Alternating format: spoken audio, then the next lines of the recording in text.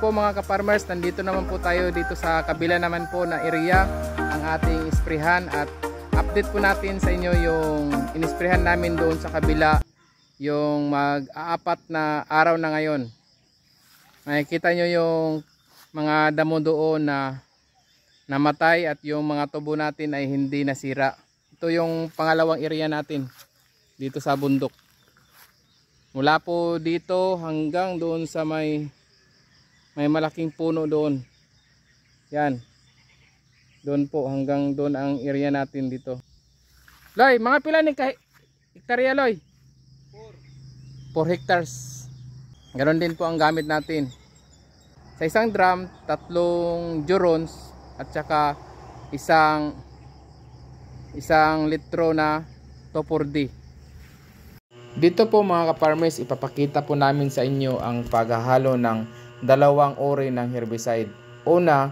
Unahin po natin yung jurons na ihahalo sa tubig, dahil kapag ito ay hindi natin inuna, kapag inuna natin yung Topor-D, hindi na po ito hahalo sa tubig. Ganito po yung mangyayari sa jurons kapag inuna natin ang Topor-D. Kaya't siguruhin muna natin na ito ay mahalo ng mabuti bago natin ilagay yung Topor-D, at ito ay dahan-dahan lamang nating ilagay upang ma-mix ito ng mabuti kasama ang jurons. Mas mainam kapag kayo ay nag-i-spray na mga herbicide o jurons at Topor-D sa inyong tubuhan. Mas maganda kapag yung mga yamog sa mga damo ay hindi pa nawawala, dahil mas mabilis itong namamatay. Dahil yung jurons at Topor-D ay pumapasok papunta doon at sumasama pababa doon sa ugat.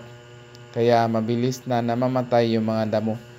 Makikita ito sa loob lamang ng 3 to 4 days. Makikita nyo na yung mga damo na unti-unti itong namamatay. Ito na po yung naging resulta doon sa kabila na ating inisprehan.